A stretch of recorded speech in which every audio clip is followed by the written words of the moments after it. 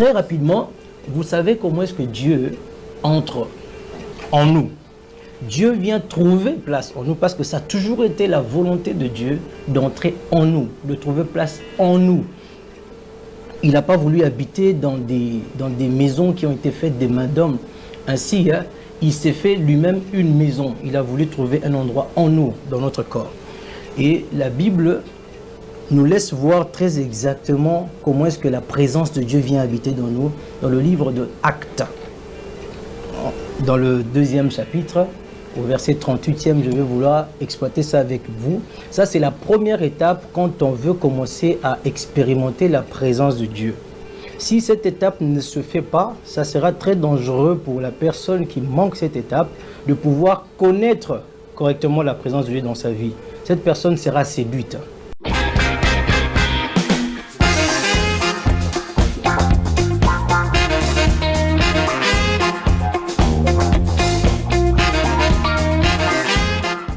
Vérité et réalité, votre magazine. Mesdames et messieurs, vous nous suivez sur Nouvelle Tendance Télévision, Culture d'Excellence au rendez-vous. Vous nous suivez également sur Nouvelle Tendance FM, Nouvelle Tendance Télévision Web. Nous vous transmettons les salutations de la part de notre équipe. Il y a Jordan qui est au four et au moulin. Nous saluons également Gédéon et Corneille. Alors, parlons de la Fondation Ndélé au cœur de la nation ainsi que l'orphelinat Famille du Cœur Christ Rédempteur. À travers cette opération, vous êtes sensible aux cris de détresse, vous voulez soutenir les orphelins, le veuve, les démunis, pensez à cette structure et certainement Dieu va tous nous bénir. Nous parlons plus en images et on se retrouve tout juste après. Bien-aimés dans le Seigneur, shalom, à vous qui ont un grand cœur, bino bao mitema nzamba pesa bino mitema malamu, mitema kusunga. Fondation Alain Ndélé na orphelinat Christ Rédempteur.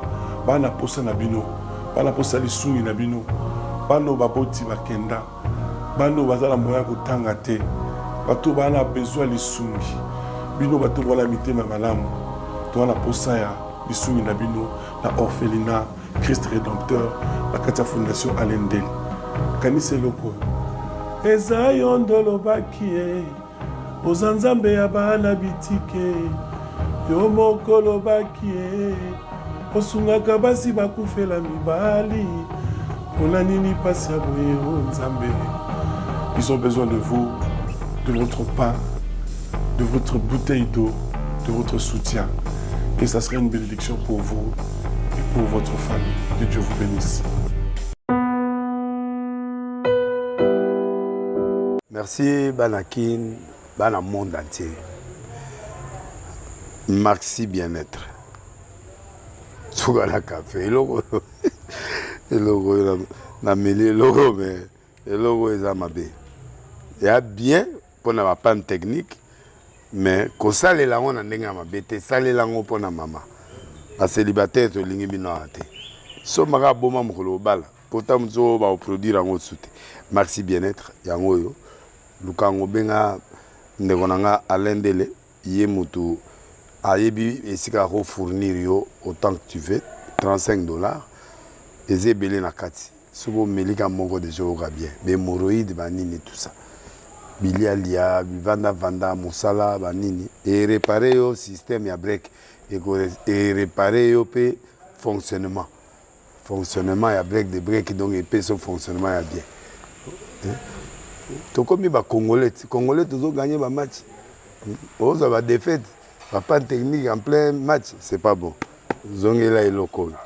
Nana c'est éviter de dire, surtout ma pasteur, Bodingo mela mela, Boyawa. Bobenga pena Alain Ndélé, un numéro naé, pour Bobenga, pour Bozo loco. C'est important.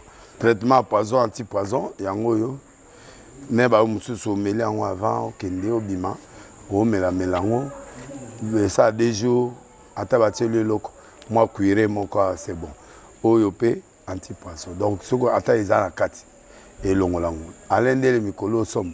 N'habité, Mindélé, on va payer Bilogo, on va vous dire. Pour Bilogo, on va dire, solo, Mikolo, il va tirer à poisson à toi, famille, à tous les problèmes, à moutoute, jalousie, car.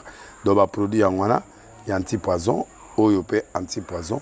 Donc, Benga Alain Ndélé, à partir de Naïe, à Ibneni, ou à Ozouango. Nous avons un pambolabino, mi batela mboka comme bien te bato comme la jalousie oyo tozo comprendre de souté bana mike bazo kufa mikolo bazo kufa ba otiana bana bébé ba poisson donc toujours zala nanti na ndengana ngana ndako c'est bon que Dieu vous bénisse.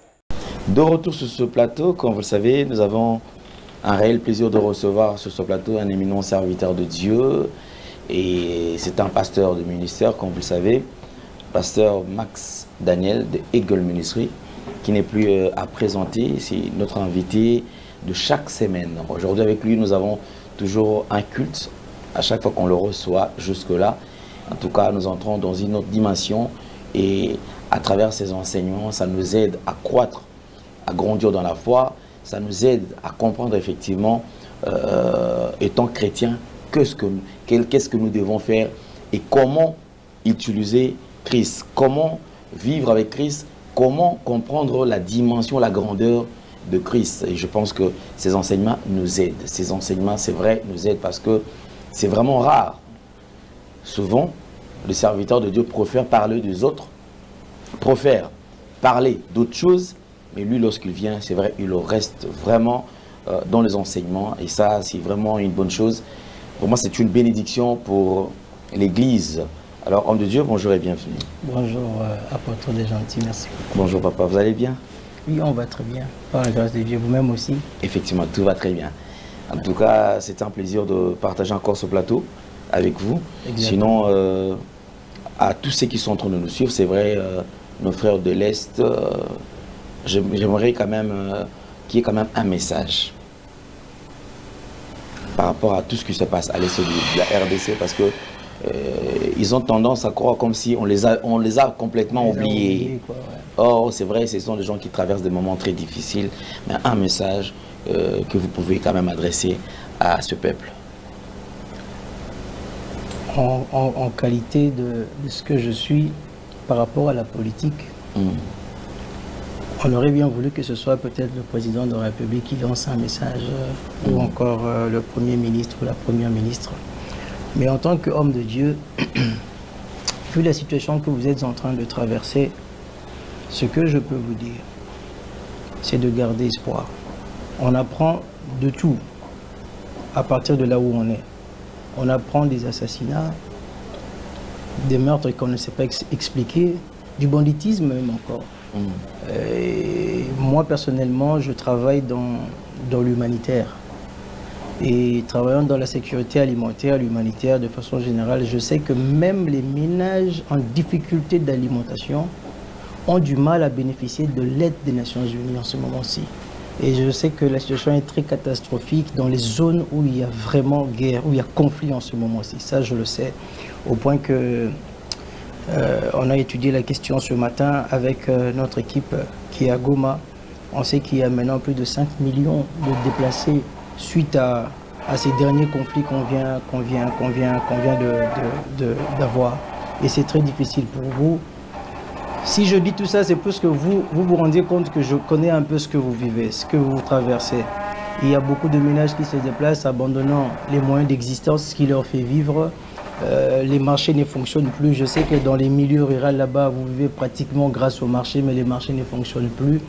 Et très difficilement, on a des centres de déplacés qui sont bien entretenus, bien pris en charge. C'est très compliqué parce que les aides humanitaires ne vous parviennent plus. C'est très difficile.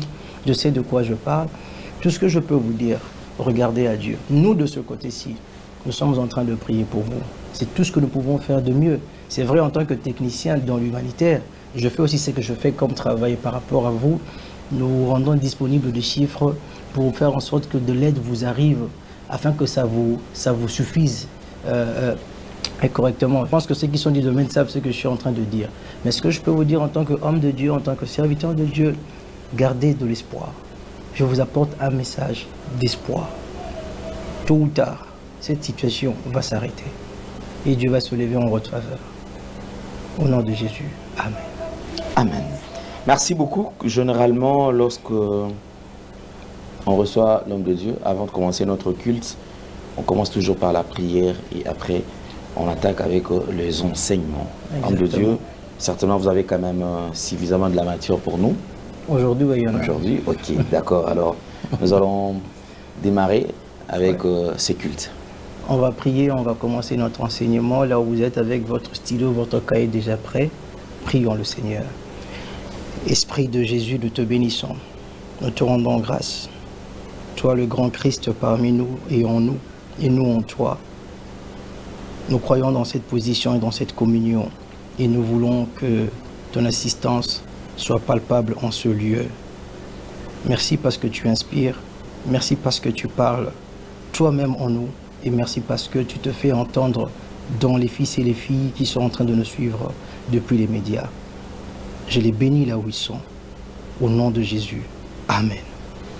Amen. Avant de commencer, j'ai entendu parler du prophète Guélor, qui passe souvent ici, qui a connu un accident juste après l'émission. Je crois que ça ne m'arrivera pas au nom de Jésus et que ça ne lui arrivera plus jamais. C'est pour dire que prophète Guélor, là où tu es, nous sommes en train de compatir à ta situation. Je viens de parler tout à l'heure avec lui au téléphone. Ça va vraiment très mal pour lui. Ça va très mal. Que le Seigneur t'assiste dans cette situation. En passant, je salue le prophète Mike aussi en même temps. Que le Seigneur le bénisse. Alors, je peux commencer mon petit enseignement. Oui. Alors, pour aujourd'hui, ce que je vous apporte, enfants de Dieu, serviteurs de Dieu, c'est lié à la présence de Dieu. C'est une notion assez importante pour ta foi, pour ta croissance, pour ton amélioration, pour ton édification. Et pour la mienne aussi, bien évidemment. Et je te parle de ma propre expérience aussi à la fois.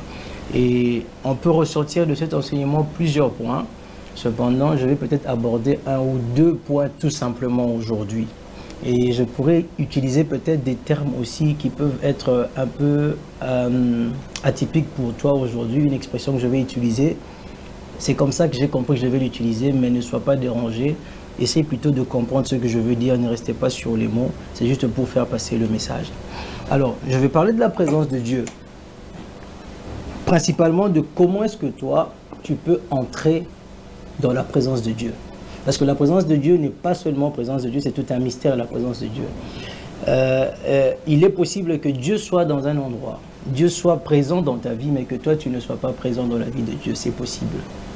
C'est comme ça que vous entendez Jésus dire « Je suis en vous, vous aussi en moi ». Donc il y a une flèche aller, il y a une flèche retour. Donc il peut être en toi, toi aussi en lui. C'est possible. Et tout ça, c'est des démarches bibliquement établies. Et si vous ne comprenez pas ça, vous n'allez pas pouvoir expérimenter la présence de Dieu vécue. Parce que quand on dit présence de Dieu, vous savez, comme je disais dans une autre chaîne, je suis passé, je disais que Dieu est présent partout, il est omniprésent comme on le dit. Il est certainement dans une chambre d'hôtel en ce moment-ci. Il voit ce que deux personnes, un homme marié, une femme qui n'est pas mariée, sont en train de faire en ce moment-ci. Mais ces gens-là ne sont pas dans sa présence. Parce qu'une fois qu'ils réalisent la présence de Dieu, ils ne vont pas faire ce qu'ils sont en train de faire. Vous comprenez? Donc Dieu peut être présent dans un endroit sur 1000 personnes, peut-être 3, 4, 5, 6 personnes seulement arrivent à détecter la présence de Dieu et entrer dedans. Pourtant, Dieu est présent à cet endroit-là. Pour dire que la présence de Dieu, c'est un mystère que tu dois pénétrer. Dieu peut être présent dans ta vie. Cependant, tu ne communies pas avec lui, tu n'entres pas dans sa présence. Ça, c'est une introduction avant que je n'aille dans les Écritures. Je vais donner un exemple, encore plus concret dans la Bible. Paul ou encore Pierre, il va prier pour un vêtement, ou bien on va mettre un vêtement sur Paul, sur Pierre. Ce vêtement, on va déposer sur un malade, sur un paralytique, il se relève, sur un malade, le malade est guéri. Vous voyez, ce mouchoir est en train de transporter la puissance de Dieu, d'une certaine façon, la présence de Dieu. Vous comprenez? Ou encore la puissance de Dieu. Pas vraiment la présence, parce que Dieu ne peut pas habiter dans un vêtement, plutôt la puissance de Dieu qui est dans ce vêtement. Quelqu'un peut expérimenter la puissance de Dieu. Ces personnes ont expérimenté la puissance de Dieu qui a guéri leur corps, qui a guéri leur maladie, qui les a guéris de leur maladie. Cependant, ces personnes ne sont pas entrées en contact avec la présence de Dieu. Je ne sais pas si vous comprenez cela déjà là où vous êtes. Donc, le mouchoir ne transporte pas Dieu. Dieu n'habite pas dans le mouchoir. Dieu habitait dans Pierre, il habitait dans Paul, dans les apôtres, dans les enfants de Dieu. Cependant, il est possible que tu communies, que tu sois en contact avec quelque chose qui soit de Dieu, la puissance de Dieu qui n'est pas forcément sa présence. Alors, ça fait que ces gens pouvaient être en contact avec la puissance, être guéris, mais non pas être en contact avec Dieu. Tout comme aussi, voilà, on appelle ça impactation. On a impacté le mouchoir. Quand on a impacté le mouchoir peut faire du bien aux gens, mais ça n'est pas Dieu. Donc, il est possible aussi que quelqu'un, Dieu soit dans ta vie, mais que toi, tu sois en train de traiter avec l'impactation et non pas la présence. De toute façon, s'il y a des questions, vous allez les envoyer sur mon numéro WhatsApp. Je vais pouvoir réagir et parler avec vous librement comme je l'ai fait dernièrement. J'ai vu des gens qui ont demandé mon livre sur les déclarations que j'avais présentées la fois dernière et j'ai envoyé ce livre-là librement aux amis de l'Afrique du Sud surtout. Donc, quand vous poserez des questions, je vais répondre sans problème. Donc, il est possible que tu traites avec un impact, une impactation, une attribution de la présence de Dieu lui-même, mais que ça ne soit pas Dieu lui-même en fait. Alors ici, je voudrais te présenter comment tu peux entrer dans la présence de Dieu et vivre un Dieu vécu, un Dieu réel, un Dieu qui n'est pas une histoire pour toi, un Dieu qui n'est pas des fables pour toi. Pas le Dieu de ton père et de ta mère, mais ton propre Dieu. Pas le Dieu de ton pasteur, mais ton propre Dieu. Pas le Dieu de ton prophète, mais ton propre Dieu. Parce que Dieu doit être ton Dieu dans la nouvelle alliance. Et donc, c'est ça que je vais vouloir vous présenter. Je vais vous présenter aujourd'hui. Je ne vois pas mon timing. J'aimerais que Jordan me donne mon timing pour que je ne cours pas vers la fin. Je vais être surpris. Il va me présenter. Déjà, il me reste 10 minutes. Alors, très rapidement, vous savez comment est-ce que Dieu entre en nous. Dieu vient trouver place en nous parce que ça a toujours été la volonté de Dieu d'entrer en nous, de trouver place en nous. Il n'a pas voulu habiter dans des maisons qui ont été faites des mains d'hommes. Ainsi, il s'est fait lui-même une maison. Il a voulu trouver un endroit en nous, dans notre corps. Et la Bible nous laisse voir très exactement comment est-ce que la présence de Dieu vient habiter dans nous, dans le livre de Actes. Dans le 2e chapitre, au verset 38e, je vais vouloir exploiter ça avec vous. Ça, c'est la première étape quand on veut commencer à expérimenter la présence de Dieu. Si cette étape ne se fait pas, ça sera très dangereux pour la personne qui manque cette étape de pouvoir connaître correctement la présence de Dieu dans sa vie. Cette personne sera séduite. La Bible dit ceci. Alors Pierre leur dit, repentez-vous et que chacun de vous soit baptisé au nom de Jésus-Christ pour le pardon de vos péchés. Ici, Jésus venait de mourir, d'être ressuscité plutôt. Les apôtres venaient de recevoir le Saint-Esprit. Donc Dieu est entré dans les apôtres. Comme Jésus les préparait à cela, il dit, je serai en vous, avec vous et même en vous. Il parlait de l'esprit qu'il devait recevoir. Et cet esprit-là était la représentation de la présence de Dieu dans leur vie. Ils venaient de recevoir le Saint-Esprit un peu plus haut dans Acte 2, chapitre 1. Et maintenant, il y avait un bruit qui a couru dans la salle, dans la ville. Et les gens sont venus leur poser la question, où ils se moquaient d'eux en pensant qu'ils étaient ivres, alors que ces personnes étaient remplies du Saint-Esprit. Et là, Pierre va prendre la parole pour expliquer ce qui venait de se passer. Ça va créer en eux un sentiment de personnes coupables. Ils se sont sentis coupables. Alors ils ont posé à Pierre la question, qu'allons-nous faire? Et là, Pierre va leur répondre. Il leur dit, repentez-vous et que chacun de vous soit baptisé au nom de Jésus-Christ pour le pardon de vos péchés et vous recevrez le don du Saint-Esprit. Je vais plus rester sur ce passage 38 là et le Saint-Esprit entre en toi par ce moyen-là. Tu dois te repentir là où tu es. Ça veut dire abandonner le chemin de ta propre foi, le chemin de ta propre compréhension, le chemin de ton style de vie et d'entrer dans le style de vie que la parole présente. Et le seul style de vie que la parole nous présente s'appelle Jésus. Jésus est le seul style. Il n'y a pas un autre moyen. Il n'y a pas une autre façon. Et il était en train de leur présenter Jésus en ce moment-là. C'est cela la repentance. Prendre la décision d'abandonner ce que l'on connaissait, ce que l'on savait, les habitudes, les traditions et d'entrer dans la voie du Seigneur Jésus-Christ.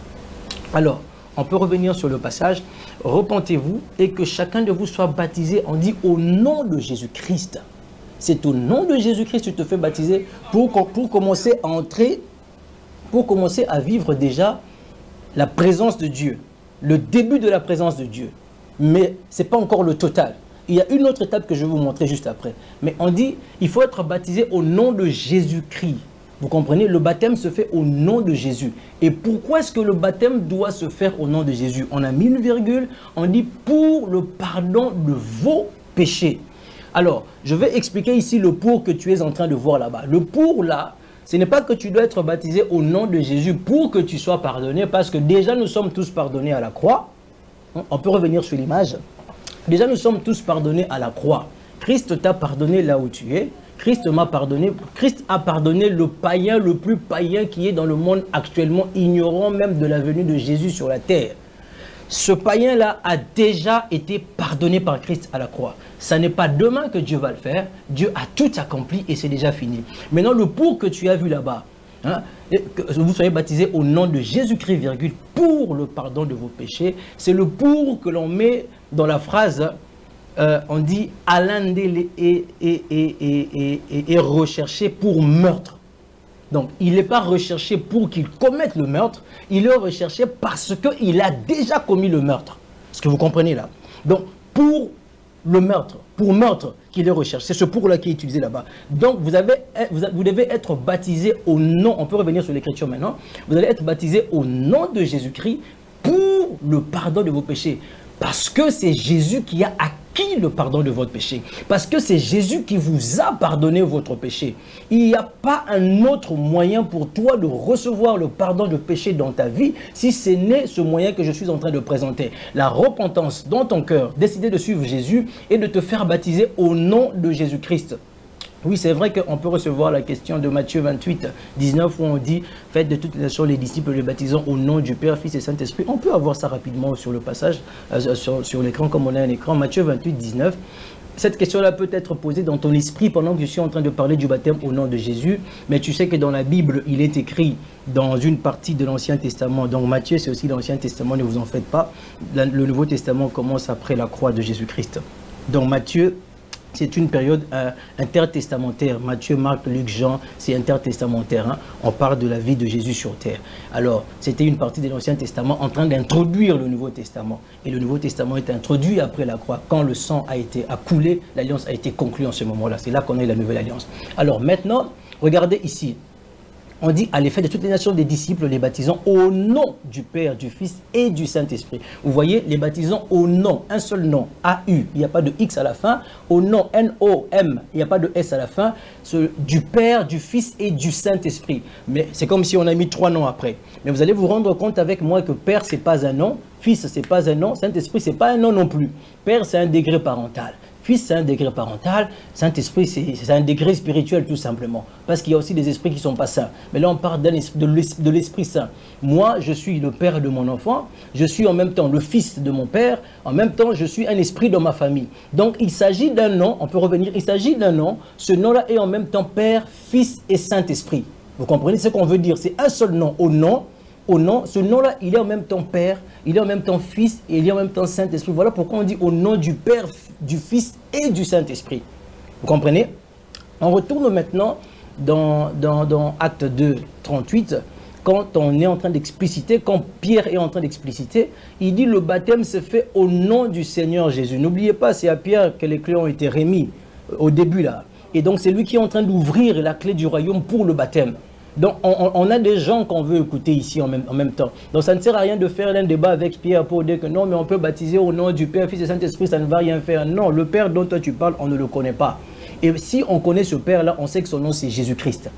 Voilà. Donc, on baptise au nom du Seigneur Jésus-Christ. Voilà pourquoi Pierre dit au nom de Jésus-Christ, pour le pardon, parce que c'est lui qui a pardonné vos péchés à la croix, par ses souffrances, par sa mort, par ses blessures, par la couronne d'épines, par la douleur qu'il a acceptée pour toi et moi, il nous a tous pardonnés. Et quand nous faisons cette opération et nous recevons le don du Saint-Esprit, nous recevons la présence de Dieu dans notre vie. On appelle ça le baptême du Saint-Esprit ou encore la nouvelle naissance. Ça, c'est la première étape. Il faut que tu passes par là.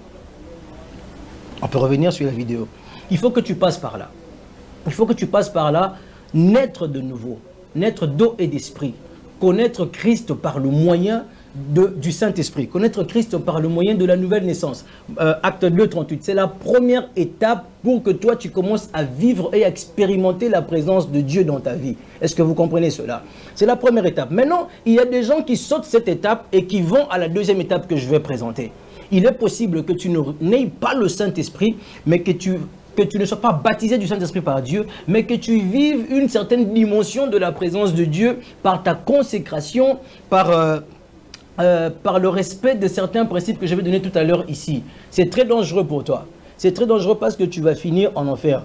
Tu vas être comme le mouchoir. Tu es en train de communier avec la puissance. Tu es en train de communier avec les évidences de la présence de Dieu, mais tu ne communies pas avec la présence de Dieu elle-même. Je ne sais pas si je suis en train de me faire comprendre là-bas. Je pense que les expressions que je prends, ça vous permet de comprendre. Donc ça, c'est très dangereux. Voilà pourquoi il dit que certaines personnes viendront et diront, mais n'avais-je pas fait des miracles en ton nom? N'avais-je pas chanté en ton nom? N'avais-je pas fait ceci en ton nom? Lui, il va dire, éloigne-toi de moi, je ne t'ai jamais connu. Tu n'as jamais été dans ma présence. Tu n'as jamais communié avec moi. Peut-être que tu as communié avec ma puissance. Peut-être que tu as communié avec les dons spirituels. Peut-être que tu as communié avec certaines expériences angéliques, spirituelles qui sont arrivées dans ta vie. Mais jusque-là, tu ne m'avais pas encore touché moi. Parce que moi, je suis moi. Tu ne passes pas par moi sans que je ne te reconnaisse, sans que je ne t'identifie. Voilà. Et c'est parce que ces personnes auront sauté cette première étape ici et ils vont vite courir dans la deuxième étape. Et ça arrive malheureusement dans la vie chrétienne, dans la vie de l'Église, dans la vie des choses de Dieu actuellement.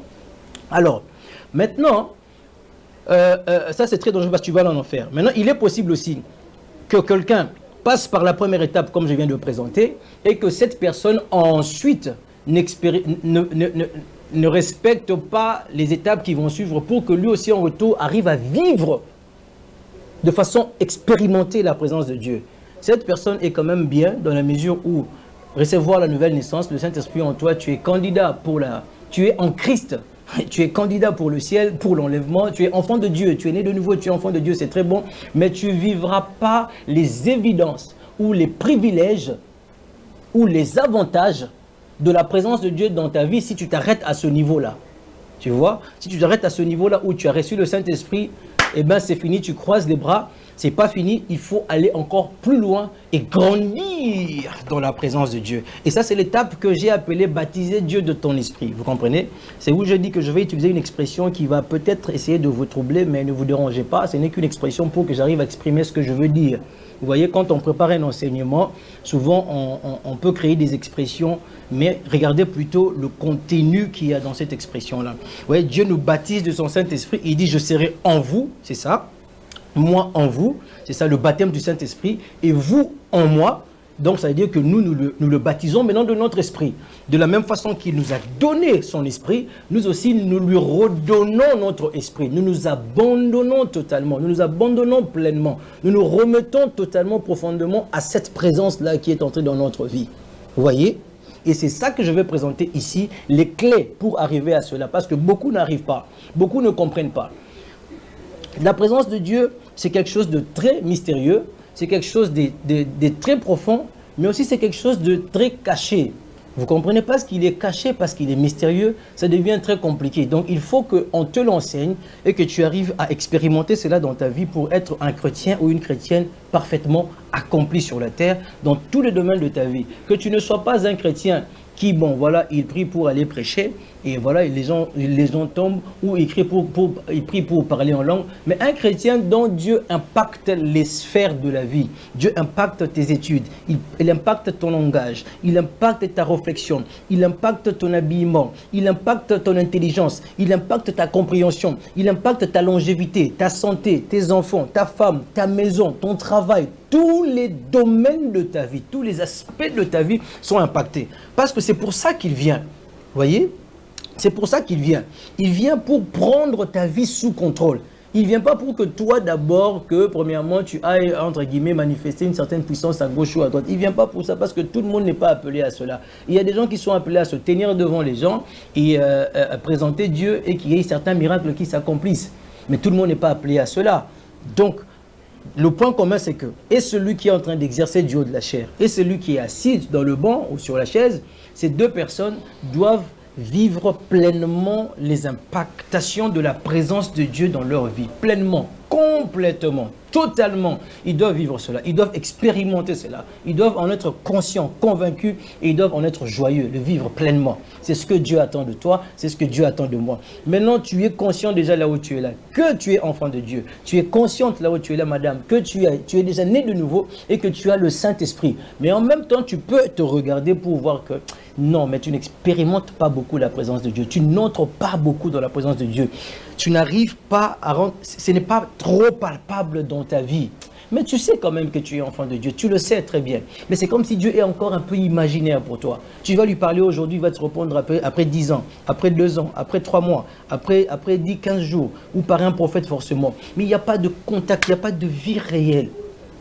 Quand quelqu'un dit, ah, Dieu m'a dit d'aller comme ça, je suis parti, après il m'a dit d'aller là-bas, ça paraît un peu nouveau pour toi. Dieu t'a dit ça comment? Pourquoi Dieu va laisser tout le monde venir te parler à toi? Oui, effectivement, c'est réel. C'est réel, ça se passe, Dieu te conduit à chaque pas de ta vie. Alors je veux ici rapidement entrer dans la deuxième étape. Et je pense qu'on va s'arrêter seulement sur le premier point pour que vous ayez le temps de méditer sur cela. Et Dieu voulant, prochainement, on va revenir sur le 2e, 3e, 4e et 5e point qui sont des éléments qui nous permettent, quand nous les mettons ensemble, de vivre pleinement la présence de Dieu dans notre vie. C'est comme ça que je vais essayer de vous montrer quelque chose dans le livre de Genèse 2, Genèse 32 plutôt. Genèse 32, on va prendre le 1er, le 2e et le 3e verset. Ensuite, on va sauter pour aller au 21e et on va descendre jusqu'au 30e. Regardez très bien cette histoire avec moi. C'est la rencontre de Jacob avec la présence de Dieu ou encore avec la présence des anges aussi. C'est très, très, très important. Alors, ici, on dit, Jacob poursuivit son chemin et des anges de Dieu le rencontrèrent. En les voyant, Jacob dit, c'est le camp de Dieu. Et il donna à ce lieu le nom de Manaïm. Jacob envoya devant lui des messagers à Ésaü, son frère, au pays de Séir, dans le territoire d'Édom. Il leur donna cet ordre, voici ce que vous direz à mon seigneur Ésaü, ainsi parle ton serviteur Jacob, j'ai séjourné chez Laban et je suis resté jusqu'à présent. Bref, le plus important, je voulais vous montrer le verset 2. En les voyant, Jacob dit, c'est le camp de Dieu.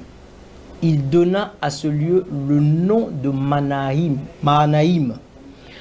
Si vous allez dans le chapitre 31, ou encore si vous descendez, vous allez vous rendre compte que Jacob avait là ses serviteurs, Jacob avait là sa famille. Quand il fait la rencontre avec les anges, quand il fait la rencontre avec ces personnes, Jacob, ça sera le verset 21, ça sera le verset 21, pas 31. Voilà. Il avait été avec sa famille, il avait été des gens, il a fait une rencontre surnaturelle.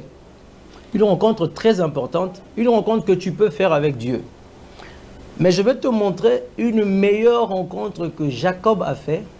Dans quelles circonstances Jacob a fait cette rencontre, qui est meilleure que celle qu'il a fait avec le camp de Dieu, Mahanaïm. Regardez, on a appelé ça le camp de Dieu.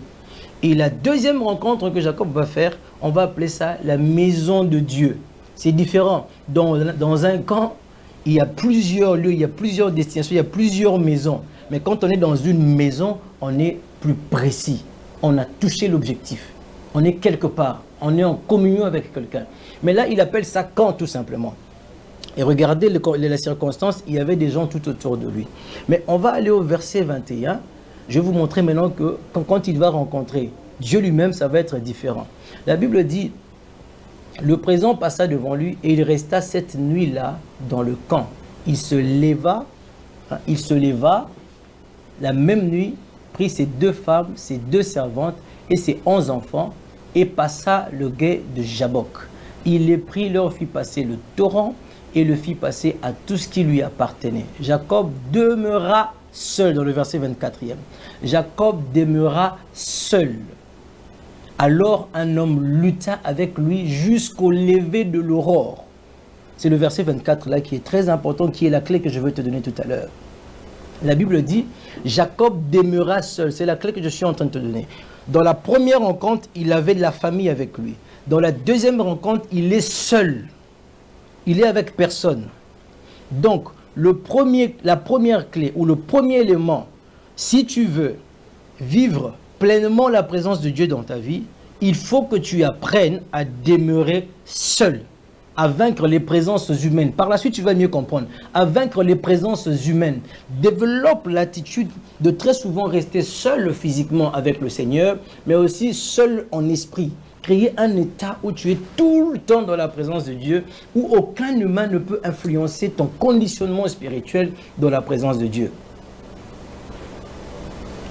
Il faut que tu crées cet état-là. Donc, Jacob demeura seul. Alors, un homme vint lutter avec lui jusqu'au lever de l'aurore. Il y a un homme qui vient, en continuant, vous allez vous rendre compte que cet homme-là, c'est l'ange du Seigneur. Ce n'est plus les anges qu'il avait rencontrés à Mahanaïm. Non, ce n'est plus les anges. Cette expérience est beaucoup plus exceptionnelle. Cette expérience est beaucoup plus grande. C'est la personne de Dieu lui-même qui vient. C'est la personne de Dieu lui-même qui vient. Donc, alors, un homme lutta avec lui jusqu'au lever de l'aurore. Vous voyez, quand la présence de Dieu vient, quand tu cherches la présence de Dieu, quand tu te mets à l'écart, quand tu respectes la première condition ici, où tu dis que voilà, je vais commencer à avoir mes temps avec le Seigneur, je vais commencer à avoir mes temps avec la Bible, je veux lire, je veux étudier, je vais commencer à avoir mes temps de jeûne, il faut que je connaisse mieux le Seigneur, il faut que je découvre mieux la présence de Dieu. Quand tu prends la décision de développer cette solitude et physiquement et dans ton état d'esprit, un homme viendra pour lutter avec toi. Dieu viendra pour lutter avec toi. On peut revenir sur la vidéo, ouais, merci comme ça sur la vidéo. Dieu viendra pour lutter avec toi. Il viendra pour se battre avec toi. Parce que pour vivre sa présence, c'est la plus grande bénédiction qui soit dans le monde. Pour expérimenter sa présence régulièrement, continuellement, tous les jours dans ta vie, être un fils du miracle, une fille du miracle tous les jours dans ta vie, ce n'est pas donné à tout le monde. Dieu est jaloux de lui-même. Alors, est-ce que tu es capable? C'est vrai, il t'a sauvé gratuitement, le Saint-Esprit est venu habiter en toi. Mais pour le reste, est-ce que tu montres à Dieu qu'il peut te faire confiance pour que toi, tu vives pleinement sa présence? Est-ce que tu sais mettre du temps de côté? Dieu va venir lutter avec toi. Il dit qu'un homme, il est venu pour lutter avec lui, jusqu'à l'aurore. Vous voyez, il vient lutter avec lui. Il vient se battre avec lui. Pendant que tu vas te mettre de côté, pendant que tu vas prendre des résolutions pour te retirer, pour rester avec le Seigneur, pour rester avec le Saint-Esprit, les choses vont aller de mal en pire. Dieu va frapper dans ta vie. Ça ne sera pas le diable. Ça sera peut-être lui qui va récupérer ton père, qui va récupérer ta mère, qui va récupérer tes finances. Parce que le diable ne peut pas te toucher quand tu as le Saint-Esprit. Quand tu es né de nouveau, tu es en Christ, le diable ne peut pas te toucher. Ne lui attribue pas le pouvoir qu'il n'a pas.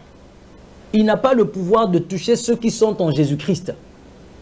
Toi, tu es enfant de Dieu. Mais il arrivera qu'à la recherche d'une vie bondée de sa présence, remplie de sa présence, il arrivera que le Seigneur te teste. Que le Seigneur se batte avec toi. Il veut se battre avec tout celui qui veut vivre sa présence. Il vient se battre avec tout celui qui veut l'expérimenter totalement. Il vient se battre avec tout celui qui se met à l'écart pour pouvoir le vivre pleinement. Tout celui qui veut, il dit, je mets les distractions du monde à côté, j'adopte un style de vie où je suis à côté avec l'Esprit de Dieu, où je suis à côté avec la parole, où je suis à côté avec le nom de Jésus. Le Seigneur va venir se battre avec toi. Et c'est ce que tu appelleras des épreuves. Et pendant ce moment, il sera en train de tester, en train de voir si toi tu tiens à cela. Si toi tu veux rester avec lui, si c'est vraiment lui que tu as choisi. Il peut te récupérer un fiancé. Il peut te reprendre un mari. Il peut te reprendre une femme. Et dans toutes ces circonstances, tu dois garder le cap de l'abandon à sa présence. Tu dois lutter. C'est lui qui est venu se battre avec toi. C'est lui qui a livré le combat. C'est lui qui a commencé la bataille. Toi, tout ce que tu voulais, c'était lui. Mais il vient donner sa présence dans la brutalité. Je ne sais pas si c'est comme ça que je peux trouver l'expression pour le dire. Il vient te chercher de combat. Et toi, tu dois être capable de tenir bon. On peut retourner dans le passage. Il est capable de tenir bon. Et au lever de l'aurore, vous voyez, ça veut dire que Jacob avait cette habitude de prendre les nuits pour pouvoir. On dit, c'est jusqu'au lever de l'aurore qu'il était là. voyez, il prend des nuits pour pouvoir rester avec le Seigneur. Et Jésus aussi faisait ça en même temps. Mais on va revenir sur ça dans les prochains points. Le premier point que je vais montrer, c'est se mettre à l'écart. Et quand tu te mets à l'écart, il y a des choses qui se font. La Bible dit, voyant qu'il ne pouvait le vaincre. Qui voyant, ce n'est pas Jacob, c'est cet homme-là qui est venu. On dit, alors un homme lutta avec lui jusqu'au lever de l'aurore. Voyant qu'il ne pouvait le vaincre, cet homme-là s'est rendu compte qu'il ne pouvait pas vaincre Jacob. Vous comprenez? Dieu est faible devant les gens qui le cherchent. Dieu est faible devant des personnes qui veulent toucher à son noyau, qui veulent toucher à son cœur, qui veulent toucher à sa présence, qui le veulent lui, qui le cherchent lui. C'est vrai, Seigneur, tu m'as déjà donné le Saint-Esprit, je suis né de nouveau, je suis enfant de Dieu. Mais c'est vrai, je suis satisfait. Mais c'est comme s'il y a une autre faim qui se crée, que toi seul tu dois combler. C'est comme si tu as créé un mécanisme pour me garder toujours près de toi et dans la profondeur, dans un souci de recherche interminable de ta profondeur. Et bien sûr, la profondeur de Dieu est infinie. Mais quand tu es décidé comme ça, c'est vrai que lui va venir avec une bataille, il va venir avec une preuve, il va venir avec un test, il va te priver de certaines choses. Oui, Dieu va le faire, mon frère. Dieu va le faire, ma soeur. Et c'est là que beaucoup ne luttent pas. C'est là que beaucoup abandonnent. C'est là que nous laissons tomber. C'est là que nous arrêtons même. Certains arrêtent d'aller à l'église. Certains arrêtent même leur vie de prière, leur programme de consécration, leur programme de jeûne, leur programme de lecture de la Bible. Quand le travail tombe à l'eau, c'est là que les gens arrêtent. Quand le mari ne veut plus de toi, c'est là que certaines femmes arrêtent. Vous voyez? Quand une femme qui va à l'église et puis voit qu'elle n'a toujours pas d'enfant, 2 ans, 3 ans, 4 ans, 5 ans, c'est là que la faiblesse arrive. Parfois, on est tenté d'aller chercher un fétichiste.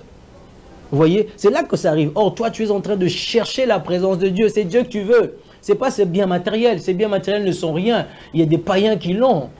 C'est notre Dieu, c'est ton Dieu qui leur a donné ça. La Bible dit qu'il s'occupe même des oiseaux. Il leur donne à manger à combien de forte raison, toi et moi.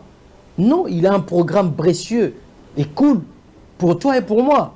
Il connaît le projet qu'il a formé sur nous. C'est le projet de paix, de bonheur, de vie, de gloire, de sainteté, de la divinité, de la faillibilité. Il nous rend des personnes inarrêtables, unstoppable people. On ne peut pas nous mettre KO. On est inarrêtables. Il a des projets extraordinaires pour nous et des projets qui sont déjà réalisés parce que là, le verset était dans l'Ancien Testament, dans le Nouveau Testament, en Christ.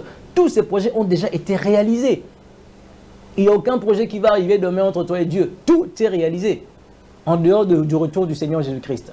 Donc, ne te décourage pas pour le bien matériel. Ce n'est pas ça la bénédiction dont je parle. La bénédiction, il s'agit ici de la présence de Dieu que tu es en train de rechercher. Mais beaucoup abandonnent quand le combat arrive. Vous voyez, tu ne peux pas dire à un poisson, écoute, à un poisson qui est dans l'eau que tu vas le bénir. Un poisson qui est dans l'eau, tu ne vas pas lui dire que tu vas le bénir parce qu'il est dans l'environnement de sa vie. Il s'épanouit. Tu ne peux pas dire à un arbre qui est collé au sol que tu vas le bénir. Non, ça tu vas le dire à un arbre qui est déraciné déjà, tu vas le bénir, donc il faut le remettre au contact avec sa source. Et un chrétien qui a la présence de Dieu, tu ne dis pas que tu vas le bénir. Il est béni. C'est pour dire quoi? C'est pour dire que la bénédiction pour le croyant, pour l'homme, c'est la présence de Dieu. L'homme n'a rien d'autre que la présence de Dieu. Il vit de la présence de Diur. Il dépend de la... Le jour où il sort de là, il devient méchant, aigri, rancunier, inquiet. La vie de l'homme devient compliquée, maussade. Il devient maladif, il tombe malade, il devient coléreux. Mais dans la présence de Dieu, c'est l'esprit qui prend le contrôle. C'est la douceur de sa présence, la richesse de sa présence, le bonheur de sa présence, la gloire de sa présence. C'est ça que tu respires tous les jours. C'est ça que tu vis tous les jours.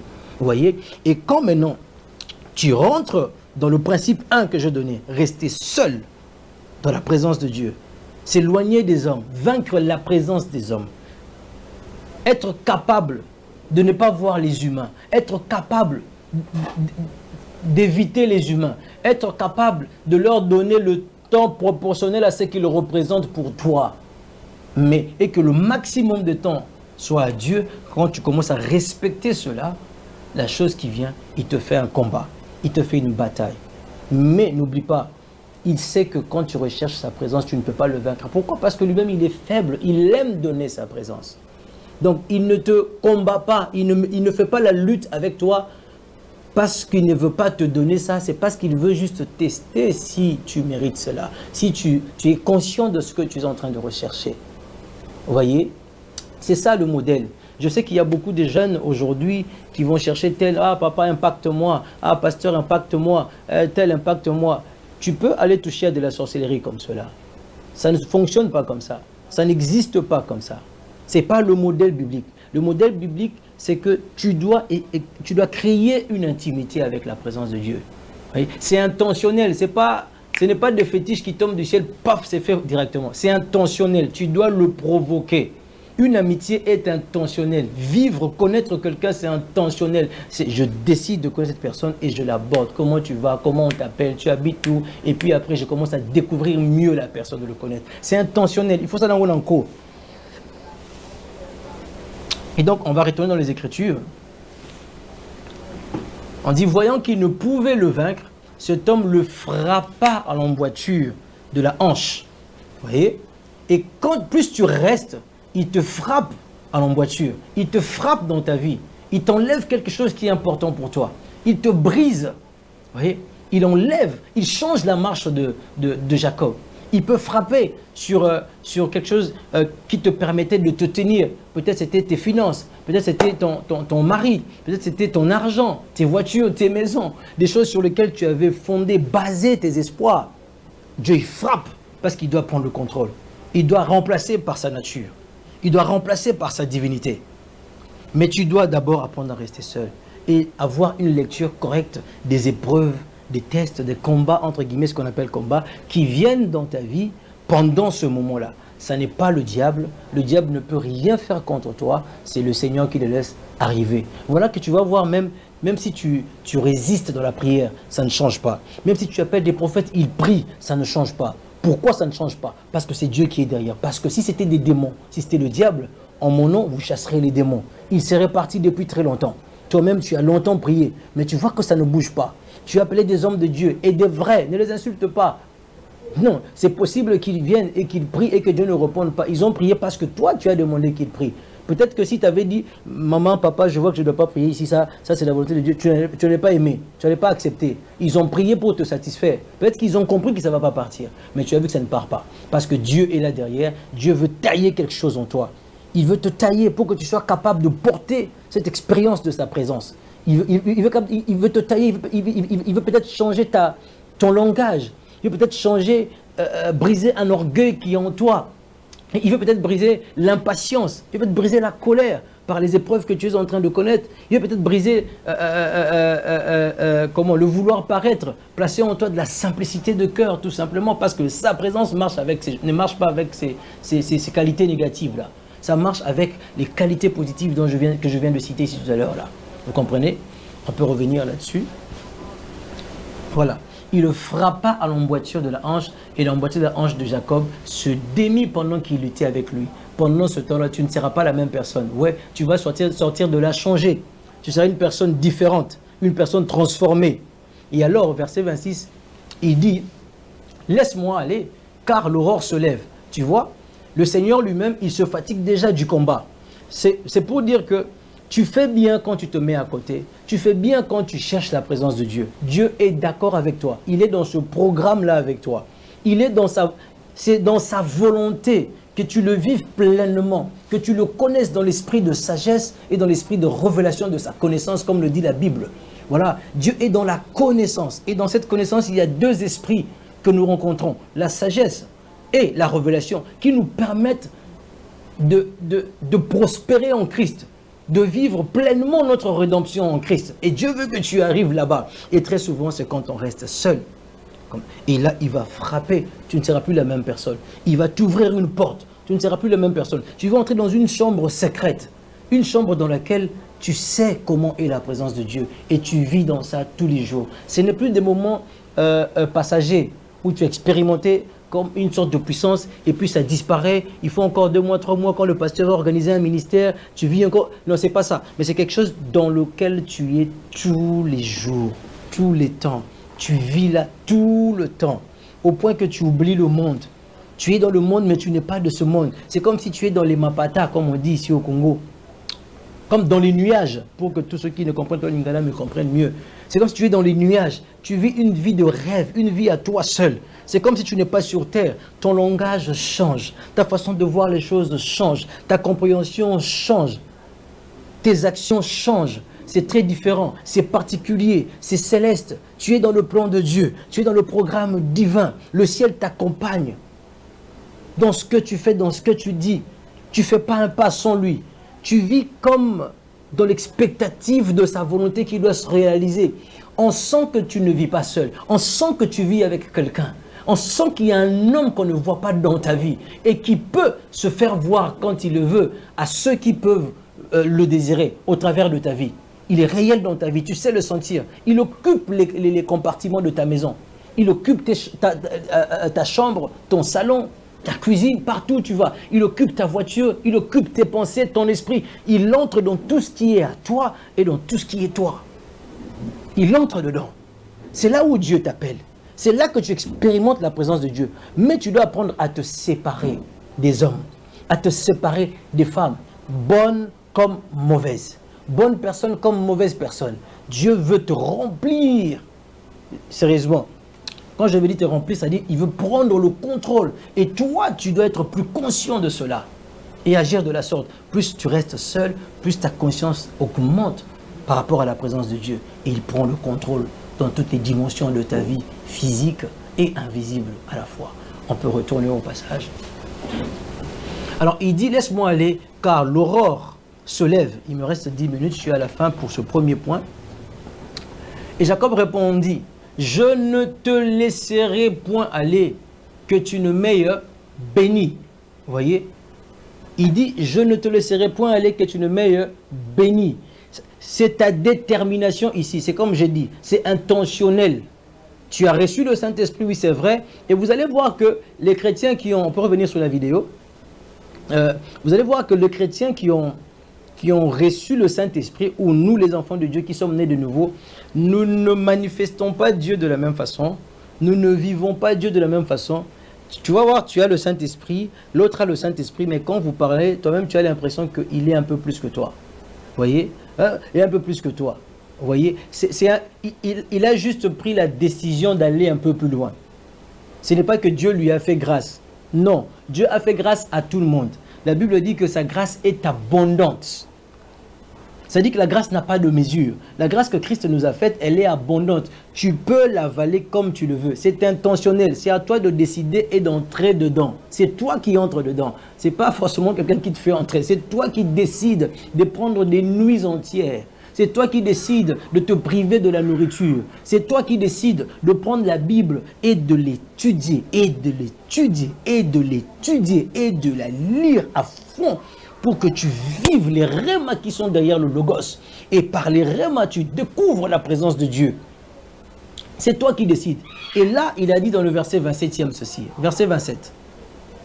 Dans le verset 27e, il dit, non, le verset 26 plutôt, il dit, et Jacob répondit, je ne te laisserai point aller que tu ne m'aies béni. Jacob est intentionnel pour sa bénédiction.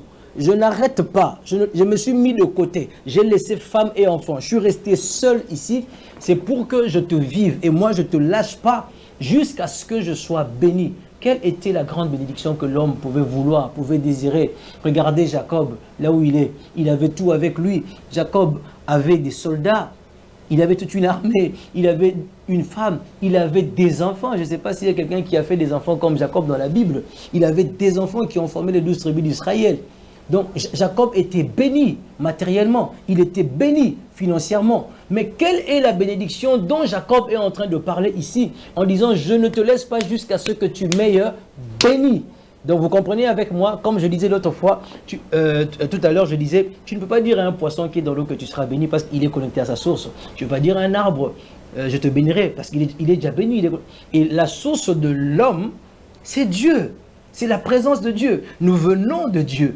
Et quand il dit que je m'ai béni, Jacob était en train de rechercher une reconnexion avec sa source. Vous voyez, l'argent, le matériel, ce n'est pas toujours le signe d'une bénédiction. Quand bien même la présence de Dieu dans ta vie peut t'apporter tout cela. Attire tout ce dont tu as besoin pour ta mission sur la terre. Si tu as besoin de l'argent pour la mission qu'il t'a donnée, l'argent va venir. Ça, ce n'est pas un problème.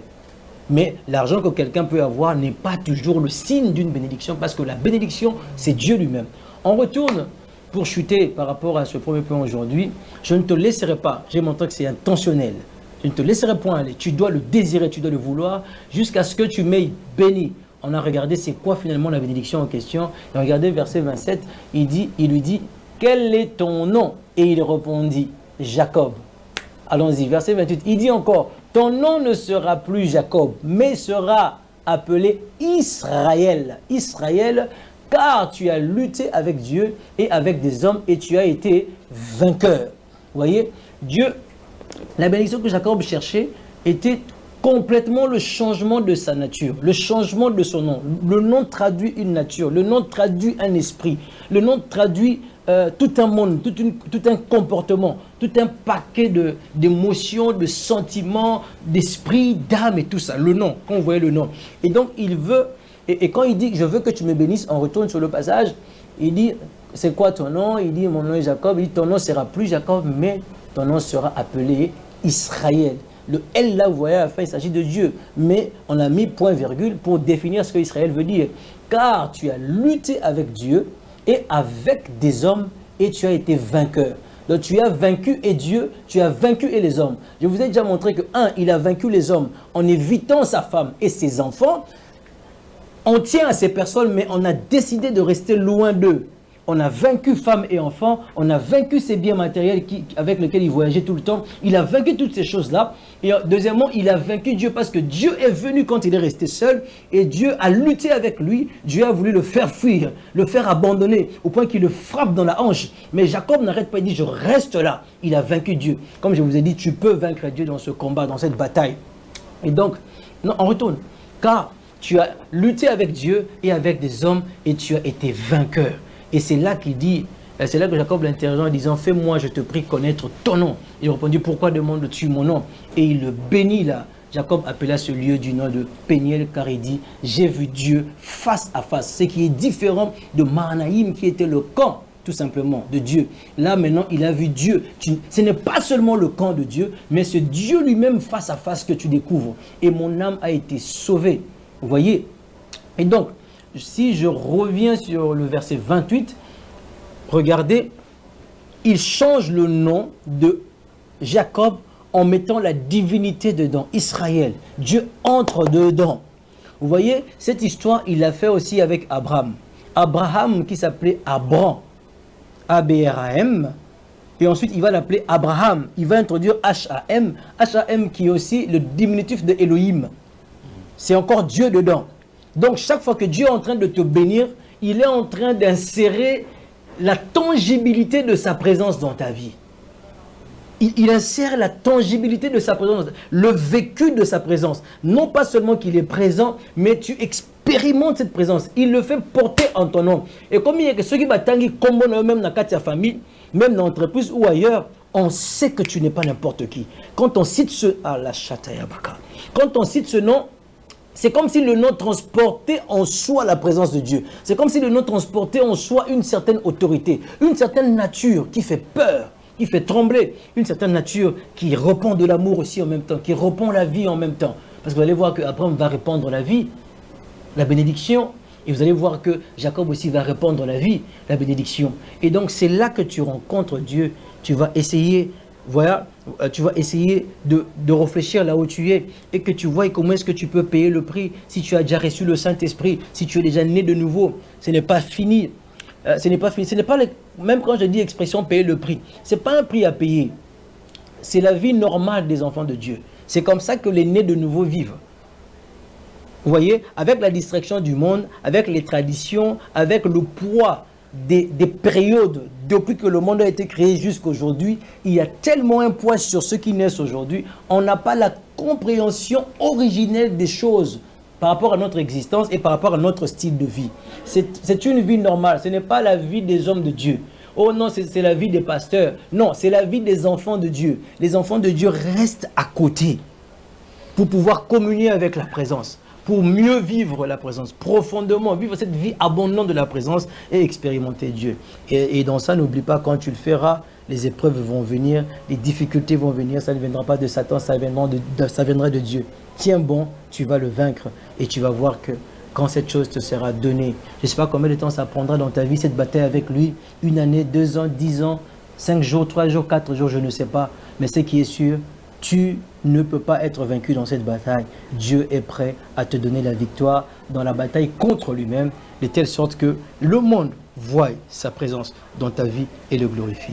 Que le Seigneur te bénisse là où tu es, au nom de Jésus-Christ, et que cela soit tangible dans ta vie, au nom de Jésus-Christ, et que la grâce de Christ s'augmente dans ta vie pour la compréhension de ces choses spirituelles et l'application de ceci dans ta vie tous les jours. Au nom de Jésus-Christ, j'ai prié pour toi et j'ai déclaré avec foi que tu es béni. Amen. Amen. Merci beaucoup, frères et sœurs. Je pense que c'est un moment de bénédiction, un moment d'enseignement, effectivement. C'est un moment où nous gagnons encore quelque chose. On ajoute la connaissance. Alors, pour ceux qui ont besoin de soutenir l'homme de Dieu, je pense que vous êtes toujours le bienvenu. À travers le numéro qui est affiché, c'est son numéro. Vous pouvez entrer en contact, bien sûr, avec lui ou carrément entrer en contact avec la chaîne. Vous avez des questions, vous avez besoin d'un encadrement spirituel, vous avez besoin d'une orientation, vous pouvez contacter Pasteur Max Daniel et vous ne serez pas dessus. C'est un homme de Dieu, vraiment que nous aimons énormément, un homme très calme, compréhensif et quelqu'un qui a beaucoup d'amour. Alors je pense que vous également, vous êtes le bienvenu, venez dans la famille et nous serons tous bénis. Merci papa pour ces moments. C'est moi qui te remercie comme d'habitude. Merci beaucoup. Alors nous allons nous retrouver très très prochainement. Je pense que jusque-là, il n'y a plus d'activité ces derniers temps. Si, il y en a. Malheureusement pour nous, heureusement, il n'y a pas de malheureusement pour les enfants de Dieu, je ne crois pas. C'est une bonne chose, tout ce que Dieu fait est bon. Le berger Gaël a été éprouvé. Et voilà pourquoi on n'est pas venu aujourd'hui avec lui. Effectivement, nous présentons nos condoléances à toute sa famille. Exactement. Mais il est prévu, à la fin de ce mois, comme d'habitude, de rendre visite aux malades, de leur partager ce que Christ nous a donné. Et certaines personnes vont être guéries certainement. Mais le 3 octobre, les amis de l'autre côté avaient demandé que l'activité de la nuit de gloire reprenne encore, une fois de plus. Et comme il y a eu une demande de la part du peuple, on a essayé d'examiner ça dans la présence de Dieu, il est d'accord. Le 3 octobre, on a planifié une autre descente à Tchangou. L'adresse sera certainement revue parce que les gens ont pensé qu'on devait changer de salle, trouver une salle beaucoup plus grande. On va trouver une salle beaucoup plus grande et le Saint-Esprit fera la même chose, je pense. En dehors de ça, nous avons une grande campagne qui est dédiée au Saint-Esprit à Brazzaville. Mais ce n'est pas aujourd'hui, c'est au mois de décembre. Au mois de décembre. Le 12, le 13 et le 14 décembre. On était déjà à Brazzaville avec les équipes de Brazzaville. On a discuté, on a travaillé avec eux pour essayer de planifier les choses. Donc à partir du mois d'octobre, c'est la campagne qui commence en termes de sensibilisation, en termes de communication sur les réseaux et tout ça. Et le 12, le 13, le 14, on sera là-bas avec l'équipe de Kinshasa. On va aller à Brazzaville pour que nous apportions un message particulier sur le Saint-Esprit. C'est une conférence que nous appelons déversement. Dieu nous avait mis à cœur de l'organiser pour qu'on parle essentiellement du Saint-Esprit et emmener la réalité du Saint-Esprit dans la vie des gens. On l'a déjà tenu une fois à l'Unikin, avant que je ne commence à passer sur la chaîne. Et c'était vraiment bénissant pour les enfants de Dieu qui étaient là. Et d'ailleurs, pour ton information, nous n'ayons pas des ouvriers que nous gardons comme ça avec nous. Ce sont les étudiants de l'Unikin qui ont été impactés par cette conférence, qui ont organisé la nuit de gloire. C'est eux qui ont travaillé, organisé la nuit de gloire avec l'équipe de Massina, notre église à Massina. Ils ont travaillé ensemble. En tout cas, j'ai beaucoup béni le Seigneur pour les amis de l'Unikin. D'ailleurs, s'ils sont en train de suivre, que le Seigneur le bénisse abondamment. Je suis de cœur avec vous. Et ce même programme, on va aller le faire à Brazzaville en décembre. Mais le 3 octobre, on sera dans la nuit de gloire. Et chaque fin du mois, comme d'habitude, on va dans les hôpitaux pour prier pour les malades et les rétablir par la grâce de Dieu. Ok, merci beaucoup papa, en tout cas ça fait plaisir. Je pense que nous allons nous retrouver très très prochainement pour un nouveau numéro. Exactement. Avec l'homme de Dieu. Alors contactez-les à travers les numéros qui sont affichés. Sinon pour le reste, nous disons un grand merci à Jordan qui est au four et au moulin. Merci à Corneille, pourquoi pas à Gédéon. Merci à Jordan. On se retrouve prochainement. Jordan, merci. Portez-vous bien, bye bye, au revoir. Je dirais merci aussi à merveille. Vraiment. Tout le temps là, Oui, pendant que nous on est ici sur YouTube, lui il est sur TikTok. Donc, voilà. Et nous saluons tous les amis de TikTok qui nous ont suivis du début à la fin. Que Dieu vous bénisse aussi abondamment. Amen. Merci beaucoup. Alors, au revoir. Bye bye. Bye.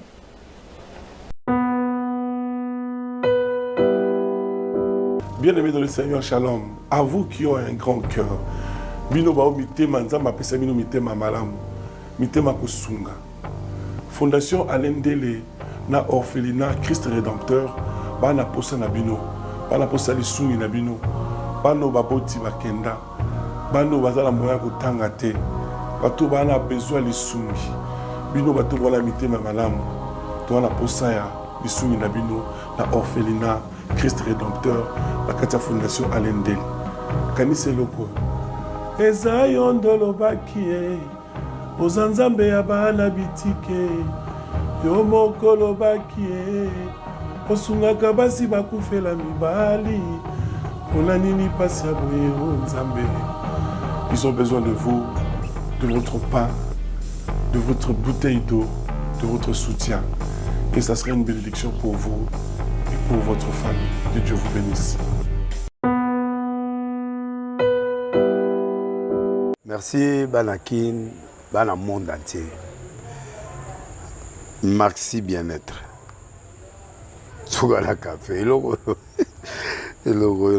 na mêlé logo, mais logo est amabé. Il y a bien pour la panne technique, mais quand ça les langues on a amabé, ça les langues pour la maman. La célibataire to lingi binoate. So maga boma mukolo bala. Pourtant mzo ba produire en soute. Merci bien-être yango yo. Lukango benga ndekonanga Alendele ye mutu ayebi esika ko fournir yo autant que tu veux $35 eze belé na kati. Sobo melika moko de jour bien. Be hémorroïdes banini tout ça. Bilialia, vanda musala banini et réparer yo système ya break. Et réparer le fonctionnement. Fonctionnement, il y a break de break, donc il son fonctionnement il y a bien. Tout comme les Congolais, tous ont gagné le match. Ils ont défaite, pas de technique en plein match, c'est pas bon. Ils ont là et locaux. Là, c'est éviter de dire, surtout les pasteurs, ils ont mis la mela, boyawa. Bobenga pendant Alendele, un numéro naé pour bobenga pour boser locaux. C'est important. Traitement poison, anti-poison, yango yo. Ne ba mususu meli yango avant kende obima, o mela melango. Ça 2 jours, ata bateli loko. Moi cuire mon corps c'est bon. Oyo pe anti-poison. Donc soko ata ezala kati et longolango. Alendele mikolo som. Nabité mindele yango ba pese biloko ba udia. Po biloko yango bendeza ya solo mikolo ba tchaka poison ato la famille te ato za problème na mutu te jalousie car do ba produit yango na anti-poison, OYOP anti-poison. Donc, benga Alendele, à partir naïe, aïmdeni, oué aux ouangou. Nous amenons pambola bino, mi batte lambo ke komi biete, batwa comme na jalousie, oyo tozo comprendre des souté. Bana mike bazo kufa, mikolo bazo kufa, ba otiana bana bébé ba poisson. Donc, toujours, zala nanti na yondenga na nga ndako, c'est bon. Que Dieu vous bénisse.